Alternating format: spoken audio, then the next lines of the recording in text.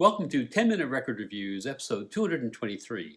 This time I'm going to talk about Queen's debut album from 1973, appropriately enough entitled Queen. This is a 1976, all the great shots of the band in the back there, 1976 reissue on Elektra, which was the company that EMI had a distribution deal with in the States. It's got all the things you'd expect from a Queen record from their classic period: brilliant and complex vocals, elaborate compositions, heavy rock, theatrical moments, a dodgy Roger Taylor song. They're all here. There's lots here to love, but they're not quite the finished article, and it shows.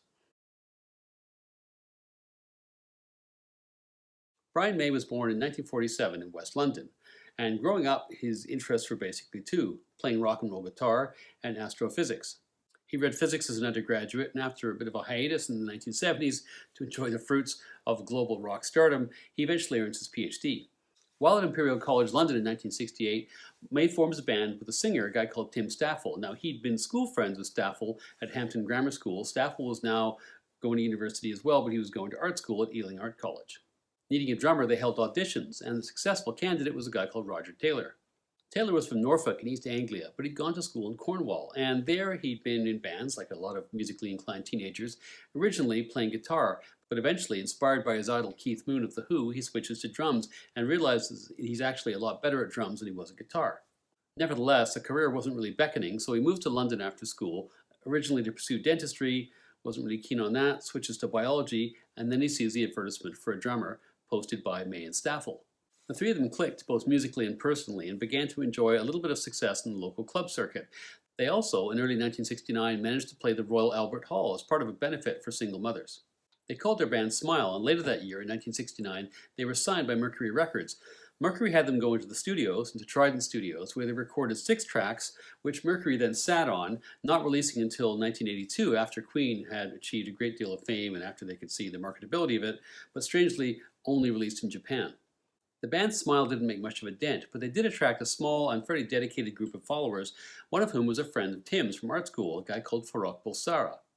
He preferred the name Freddie. His parents were Parsi Indian. He'd grown up in Zanzibar, which at the time had been a British protectorate, and therefore he was a British citizen. And that turned out to be fairly handy because in 1964 there was a revolution in Zanzibar. For 200 years, the Arab ruling class on that island, supported by the ethnic Indian population, had dominated the majority African population, and that was all turned on its head in the revolution. Thousands of casualties, mainly ethnic Arabs and Indians, but the Bulsara family were able to escape to Britain. Freddie ends up going to art college, and this is where he meets Tim Staffel, and Tim Staffel in turn brings him into the whole world of the band Smile. He gets along with the band really well, becomes part of their entourage, as it were. He also ends up sharing a flat with Roger Taylor. In 1970, with Smile not really going anywhere, Staffel leaves and goes to join another band, Humpy Bong, which was maybe not the best career move, but then if you're keeping Freddie Mercury out of the lineup of a band, maybe it is time to move on. With Staffel gone, Brian and Roger asked Freddie if he'd like to join the band. The answer, of course, as we know, is yes. They now needed a bass player. The first guy they used was a guy called Mike Gross, and they played their very first ever concert as Queen on the 27th of June 1970. Around the same time, Freddie changes his last name from Bulsara to Mercury, based on the lyrics to their song My Fairy King. Shortly after that gig, Mike Gross leaves, leaving them without a bass player. It takes them about 8 months to find somebody. They tried a couple people until ultimately they settled on John Deacon. Deacon was from Leicester. Like the other 3 members, he was a student at the time he joined the band. His specialty was electronics. A friend of his, finding out that Queen had lost their bassist, basically hooks him up in a blind date. They hit it off. They invite him to audition, which he does in an empty lecture hall at University College London. And on the 2nd of July, 1971, Queen plays their very first gig with the classic lineup under that name. Influenced by hard rock and by progressive rock, and by now being collectively conscious of the various talents and ambitions that the members had, the band were keen to get into the studio, but they had no record deal and they had no money.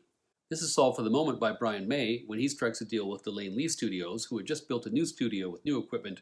Their owners agreed with May that if the band were willing to come in and help them test out the studio in the way they needed to do, the band would also be allowed to record some demos. That fall, they recorded 5 demos at Delane Lee: Liar, Keep Yourself Alive, Great King Rat, The Night Comes Down, and Jesus.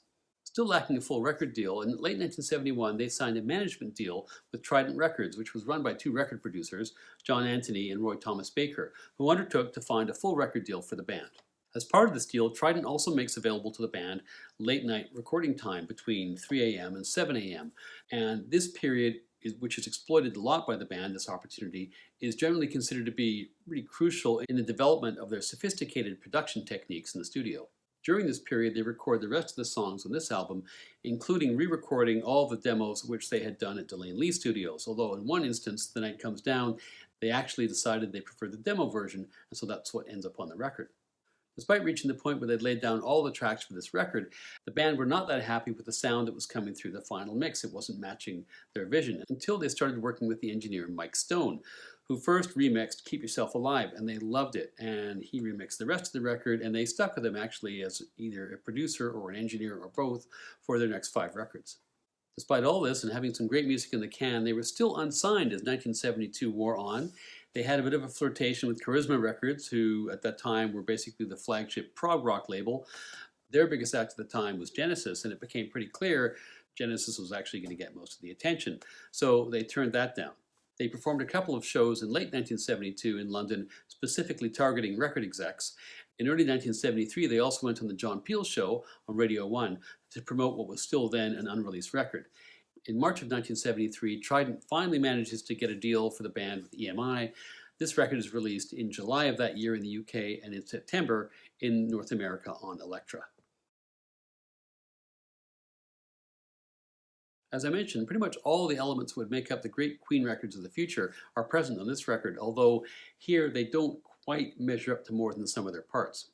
That said, there is some great music here, not least of which is the kickoff, Keep Yourself Alive. For those first moments of Brian's processed guitar, this is a total barn burner of a track. It's got that super catchy chorus, so many hooks. It's a fan favorite, still is to this day, and deservedly so. It's followed by Doing All Right, which has Brian on piano, somewhat unusually. This is actually a song which he wrote with Tim Staffel back in the Smile days, and as a consequence, it is and feels like a bit of a hybrid.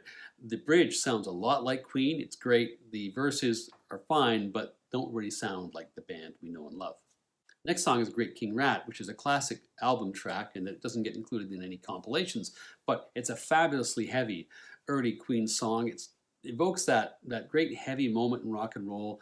That segues into My Fairy King, which concludes the side. This is the first track in which Freddie plays piano on a Queen number, and it has a very, Freddie sings in a very ethereal style. It's processed a bit too, and so it's as much a soundscape feel to this as anything else. Side 2 starts with Liar, which has a very heavy beginning, and some other parts in the middle are very heavy as well. I find the operatic Liar bits are pretty cool, but they kind of get in the way of rocking out, if that's your intent. And in general, I find this song has bits that work, bits that don't. The next track is The Night Comes Down, which is the one demo from the Delane Lee sessions, which they actually ended up keeping.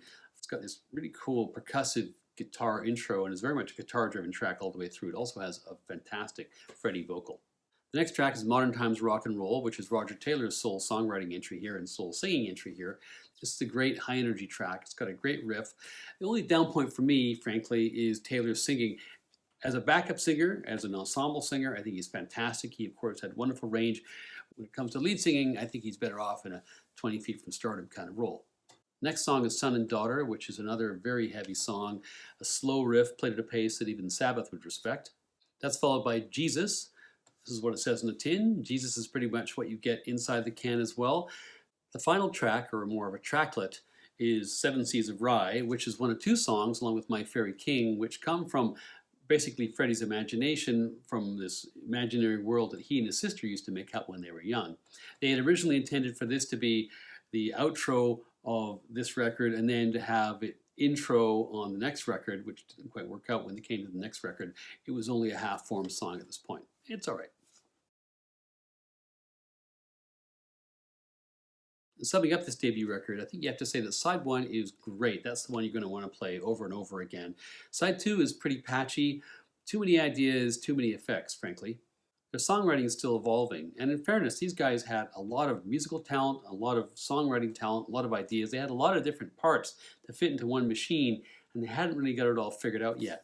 Still, well worth picking up, particularly for that first side, and it points the way to where they were going to go, which was only upwards. I give this 4 to 5 stars.